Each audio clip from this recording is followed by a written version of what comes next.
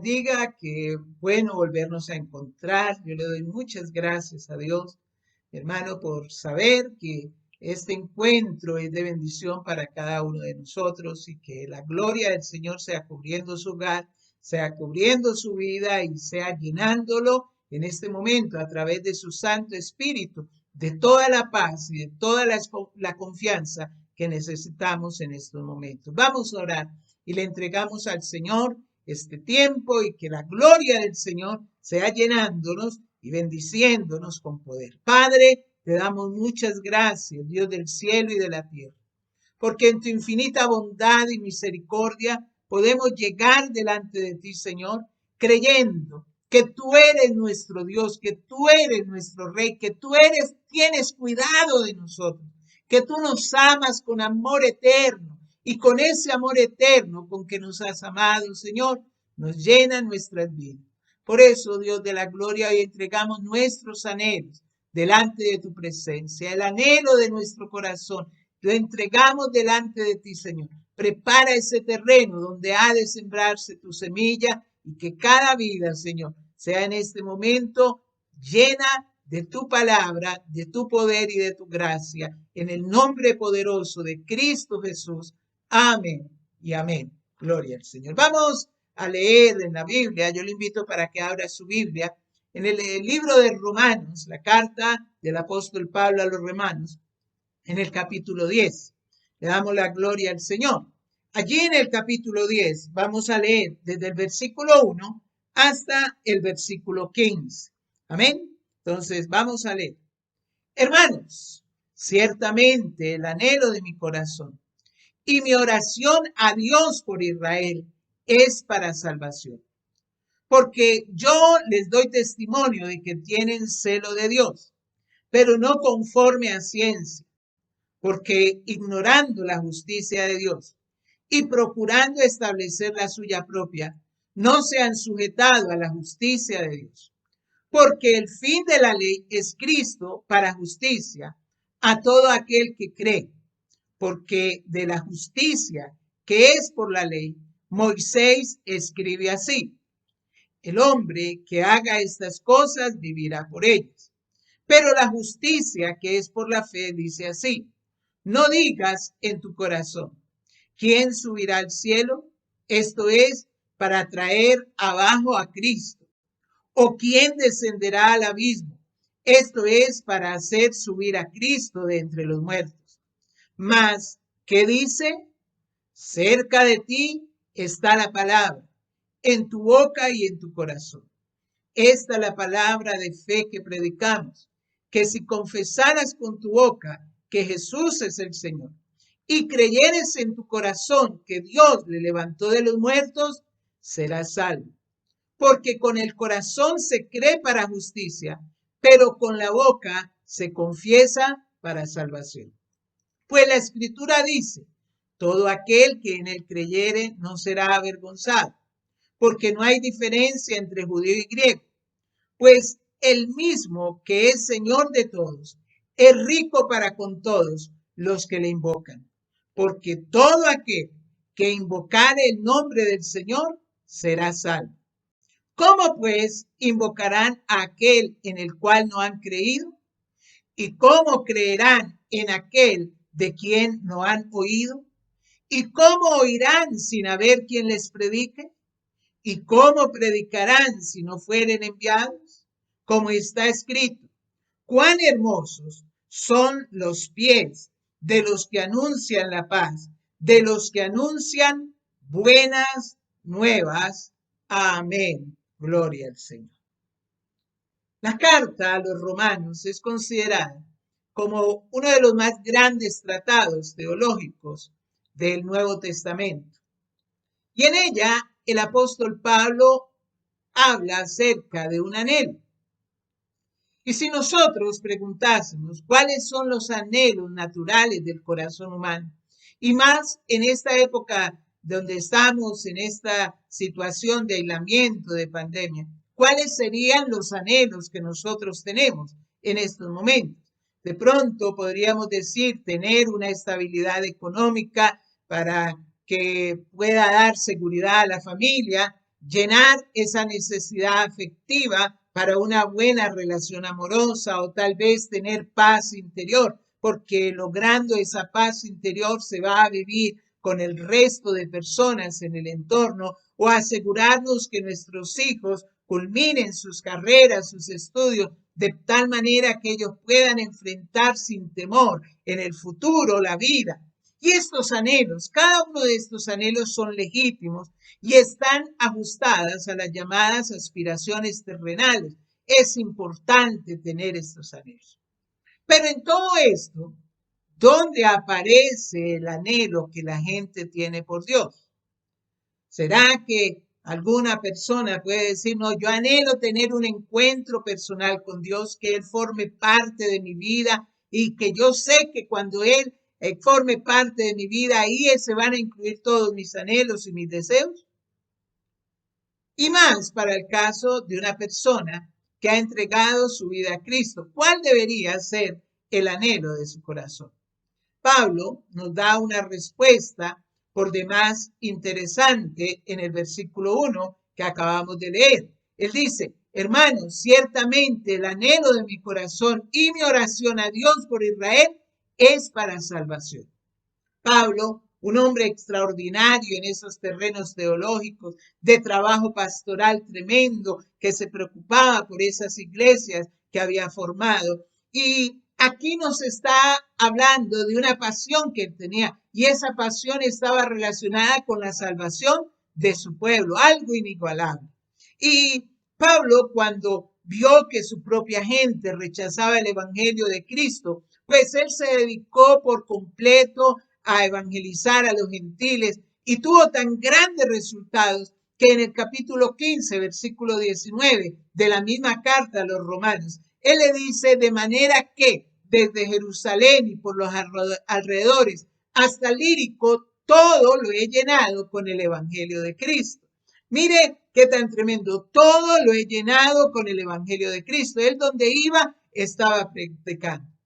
Y con el ejemplo de Pablo, notamos que hay un anhelo muy grande y debe ser el anhelo de un creyente y debe ser el anhelo por la salvación de todos los perdidos. Si otros anhelos son los que más predominan, pues nosotros debemos cambiar y revisar nuestra oración para que el Señor le dé pasión a las almas y un profundo amor por el perdido, que nosotros podamos llevar esa palabra de aliento a quien no conoce al Señor, que nosotros podamos predicarle a quien no conoce a Cristo. Mire, hermano, yo le he hablado a muchas personas acerca de Cristo y personas que a veces yo veo cómo se burlaban del evangelio y se burlaban de mí mismo cuando se dieron cuenta de que yo era evangélico, pero en algún momento de sus vidas han llegado incluso a solicitar y a pedir que ore por las peticiones que ellos tienen. Y a mí me parece eso importante y me parece hermoso que esa palabra y ese testimonio también haya llegado a ellos. Y entonces podemos en este momento considerar cuáles deben ser los dos más grandes anhelos de un corazón cristiano. El apóstol Pablo nos da el ejemplo, porque él tenía un anhelo tremendo para que los hombres creyeran en el nombre del Señor. Si nosotros revisamos nuevamente el texto que acabamos de leer, nos damos cuenta que la palabra creer es la que satura ese texto con sus diferentes acepciones. En esos 15 versículos está por lo menos 6 veces. Y Pablo está presentando un énfasis muy marcado sobre esta necesidad para el pueblo de Israel y también para este pueblo en este momento, para el mundo. Y está haciendo preguntas muy puntuales con el fin de que ellos conozcan por qué Jesucristo es el fin de la ley para justicia a todo aquel que cree, como lo dice en el versículo 4.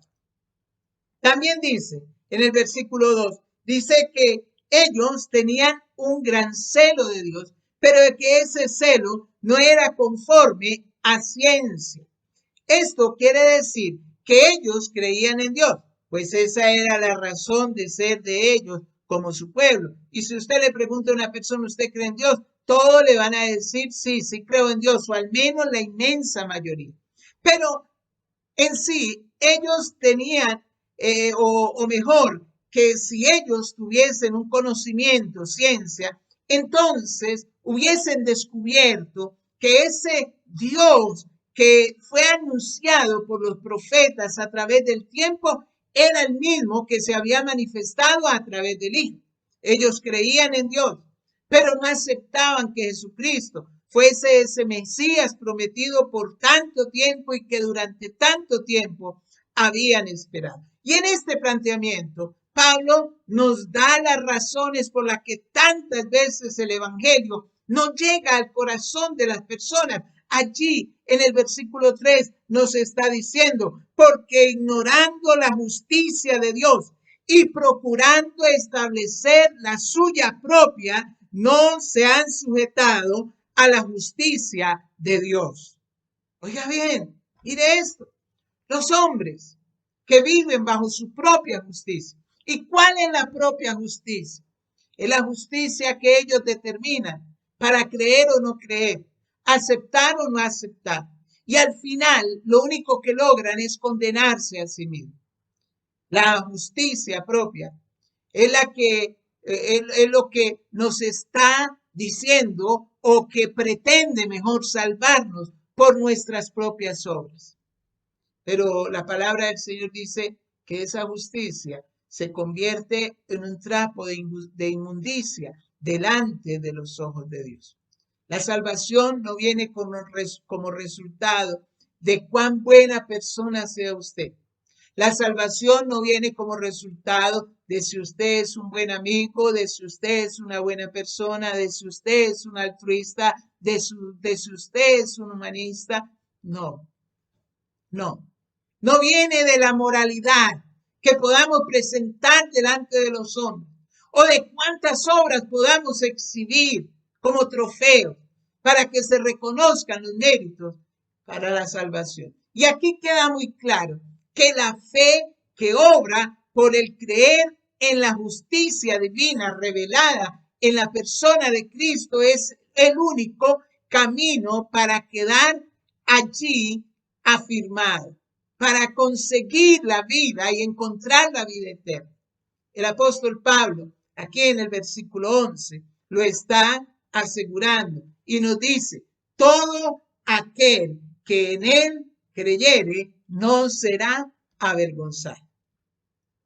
Pero por otro lado, los que sí serán avergonzados en el tiempo del fin serán aquellos que persisten en su incredulidad.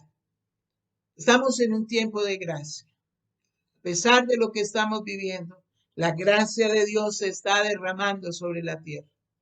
Así como dice el profeta Jeremías en el libro de Lamentaciones, que por la gran misericordia de Dios es que nosotros no hemos sido destruidos. Yo les digo y les reafirmo, mi hermano, que estamos en un tiempo que es el tiempo de la oportunidad, es el tiempo para conocer a Dios a través de Jesucristo. Pero si después de toda la demostración de amor que estamos viendo de parte de Dios, el mundo sigue rechazando al Señor por su incredulidad, no pueden pensar estas personas que esa salvación vendrá sin este requisito propio. Ahora bien, para que el Evangelio sea creído, necesita algo muy importante. Necesita ser escuchado a través de la presentación de la palabra. Y es allí donde entra en acción la importancia de oír bien y la eficacia que hace la palabra del Señor. Mire lo que dice el versículo 17. El versículo 17 es importantísimo aquí, porque dice, así que la fe es por el oír, y el oír la palabra de Dios. Normalmente nosotros somos convencidos por lo que oímos. La mayoría de nuestras decisiones las tomamos después de haber digerido en el corazón lo que hemos escuchado de otros. Otros están escuchando que eso del coronavirus es una mentira y están diciendo que es mentira. ¿Por qué? Porque lo oyeron. Pero aquí Pablo está diciendo algo muy importante. Dice que la palabra que convence es la palabra que se expone cerca de nosotros. Y es la palabra que nos traen por medio de la predicación. En la Biblia, en el libro de Hechos, capítulo 16, hay un caso puntual. El de un hombre que escuchó a unos presos por allá en lo más profundo de la cárcel que a medianoche cantaban y adoraban al Señor, allá Pablo y Silas, allá en medio de esa mazmorra, en medio de ese cadalso, estaban alabando y glorificando al Señor. Y tal vez este hombre se preguntaba, ¿cómo pueden ellos cantar? ¿Cómo pueden ellos hablar? ¿Cómo pueden ellos tener esa actitud si están presos?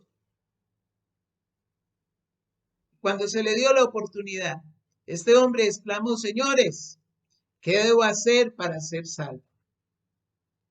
Para que esa palabra llegue a los corazones, debe haber unos mensajeros que la proclamen. Y Pablo lo dice en los versículos 14 y 15 y coloca allí un cómo. Plantea algo o una necesidad de que alguien le dé una respuesta. La gente necesita invocar, necesita creer, la gente necesita oír. Pero la única manera de que eso se logre es cuando hay alguien que les predica.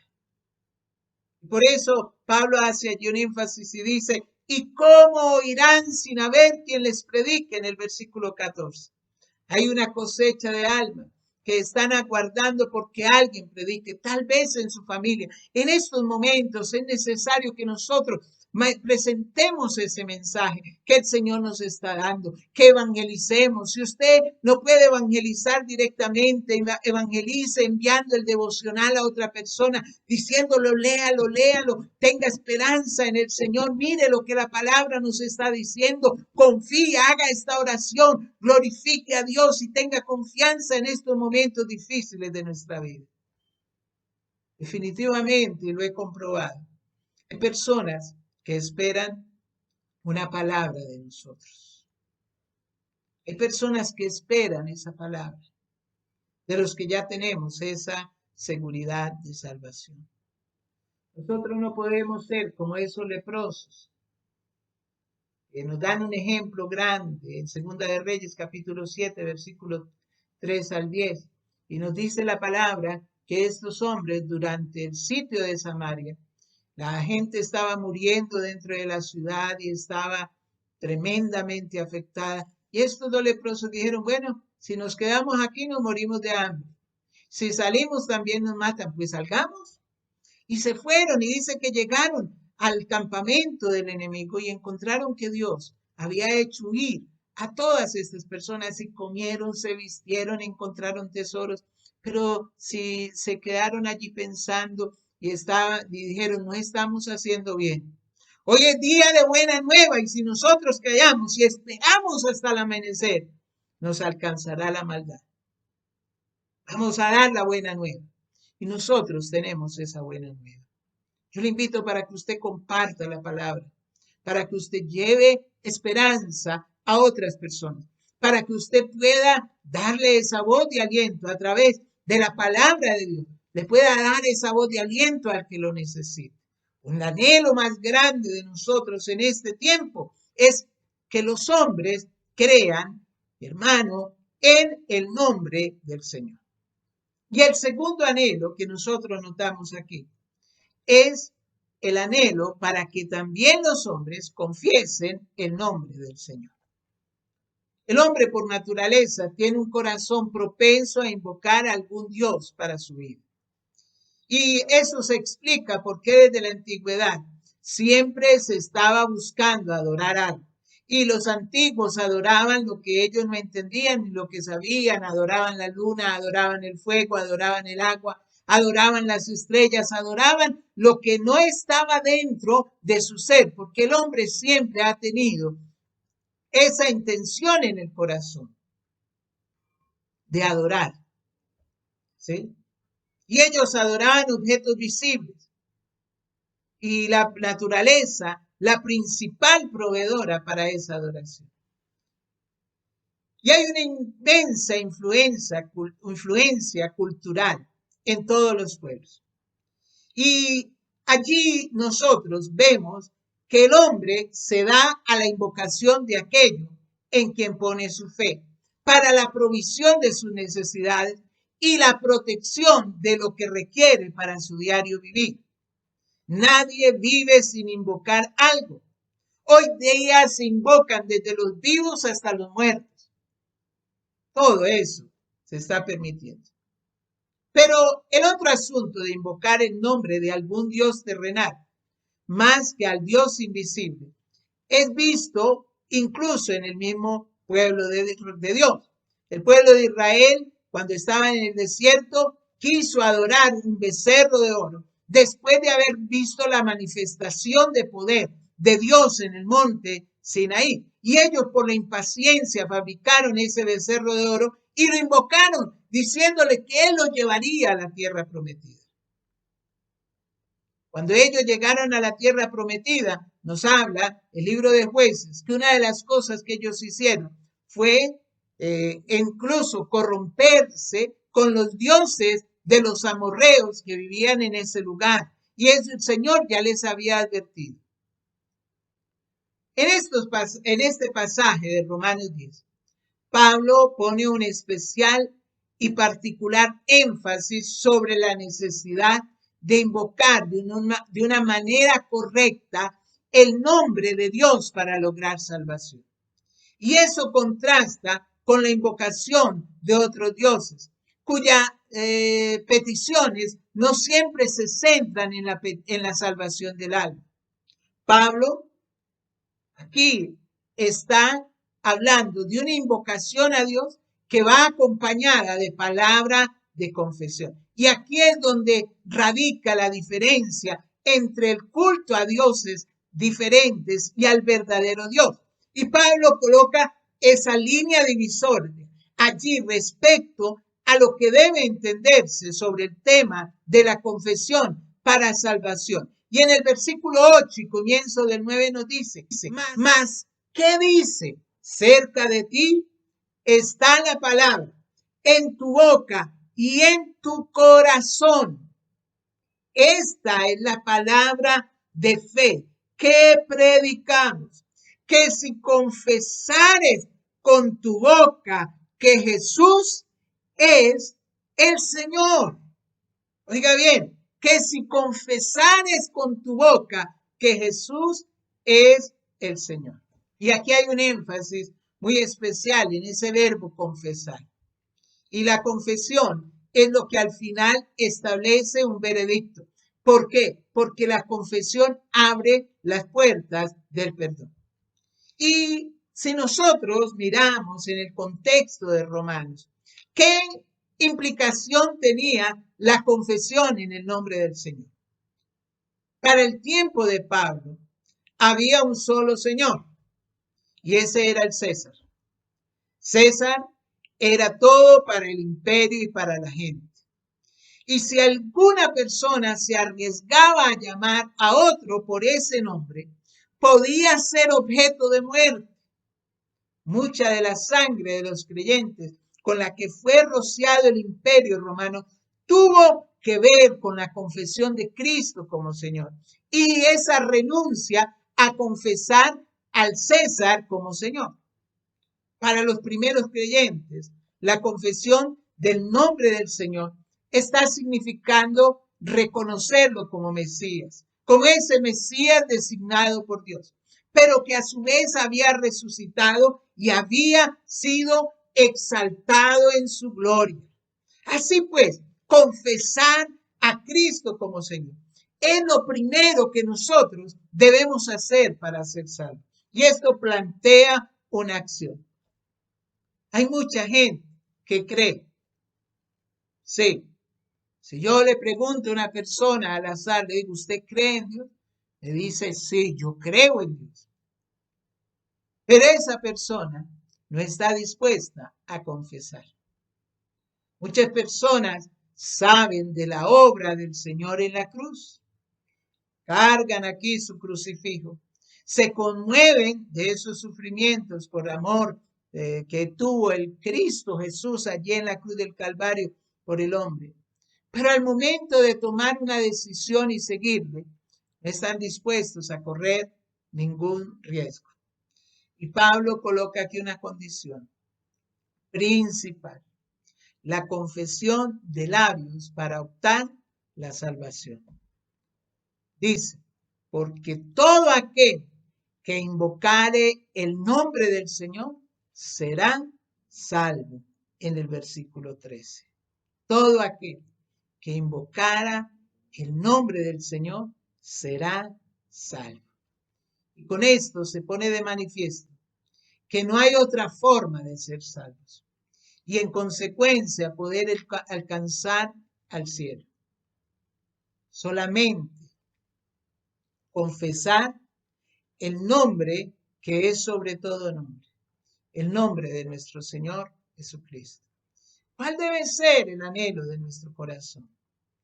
El anhelo de nuestro corazón debe ser que los hombres crean en el nombre del Señor y que los hombres puedan confesar el nombre del Señor. Esos deben ser nuestro más grande anhelo. Cuenta la historia de la iglesia de un misionero, Hudson Taylor. Este hombre fue el fundador de la misión a China. Él se encargó de evangelizar China. Y él, hablando de esa pasión que tenía por esos perdidos en aquel país asiático, dijo: mi deseo es que Dios nos haga el infierno tan real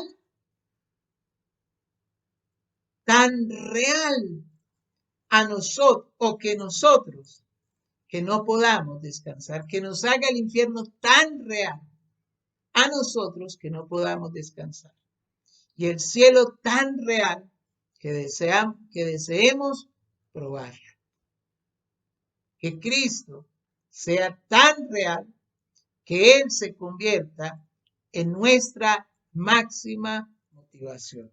Eso dijo este hombre. Por eso es que el anhelo por las almas debe tener la misma pasión. Tenemos una gran oportunidad. Usted tiene esa oportunidad de llevar el evangelio a otras personas.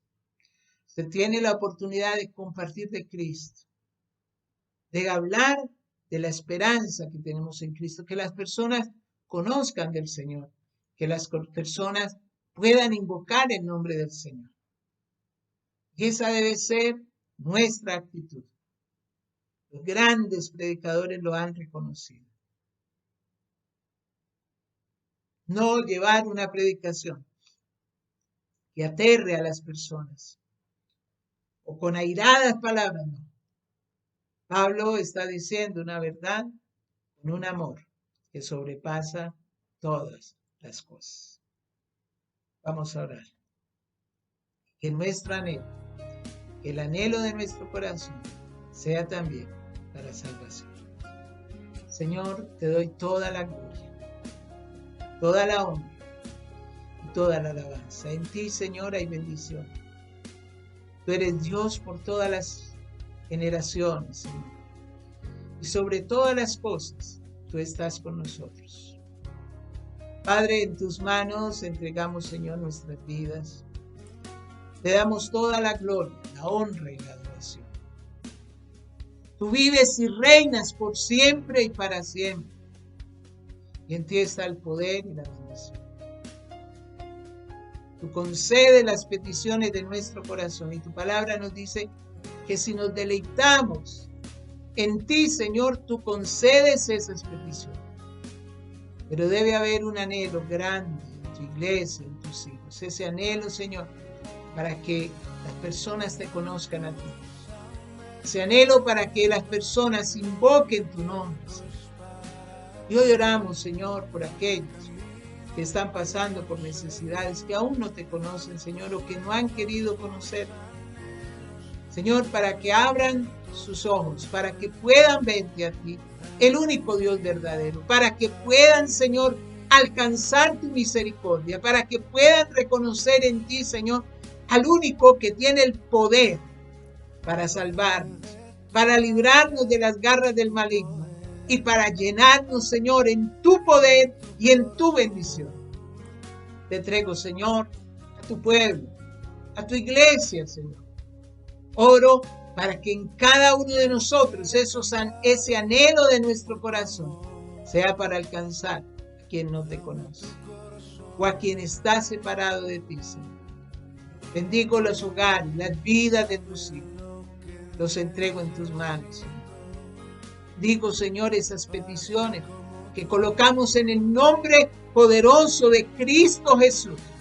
Las colocamos, Señor, para ti, las colocamos, Señor, para tu gloria, las colocamos, Señor, creyendo que en ti está el poder, Señor, para sanar, para librar, para romper yugos, para reprender por nosotros al devorador. Tu iglesia está en tus manos, Señor, en tu presencia, Señor. Guárdanos, Señor. Guárdanos, Señor, en el hueco de tu mano. Y provee, Señor, para cada necesidad. Nuestras familias te pertenecen. Somos tus hijos, Señor. Y a ti te damos toda la gloria, toda la alabanza y toda la adoración. Yo te ruego, Señor, por sanidad al que está enfermo. Que esa quimioterapia, Señor, sea efectiva, que ese tratamiento médico sea efectivo, que esa ciencia, Señor, sea actuando, esa medicina, esos medicamentos, Señor, sean actuando en nuestros cuerpos. Señor, tú eres el que nos levanta. Que tú seas, Señor, dando provisión al que la necesita. Señor de la gloria, que tú seas trayendo provisión a cada uno de tus hijos, Señor. Guárdanos, Señor, de toda enfermedad. Guárdanos, Señor, de la gloria. Y en tus manos te alabamos y te bendecimos. Tú eres Dios por siempre y para siempre. Y en el nombre de Cristo Jesús te bendecimos y te glorificamos. Amén y amén.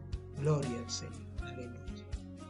Gloria a Dios. Mis hermanos, Dios les guarde, Dios les bendiga. Les amamos en el Señor. Y bendecimos el nombre del Señor dándole gracias. Como dice el apóstol Pablo, cada vez que nos acordamos de ustedes, le damos gracias al Señor Dios de los cielos y rogamos que Él los guarde y los bendiga en todo momento. Dios les bendiga, el Señor les guarde y les llene de esa bendición abundante en todas las cosas. Dios les bendiga, mis hermanos. Un abrazo fuerte en el nombre de Jesús. Dios les guarde.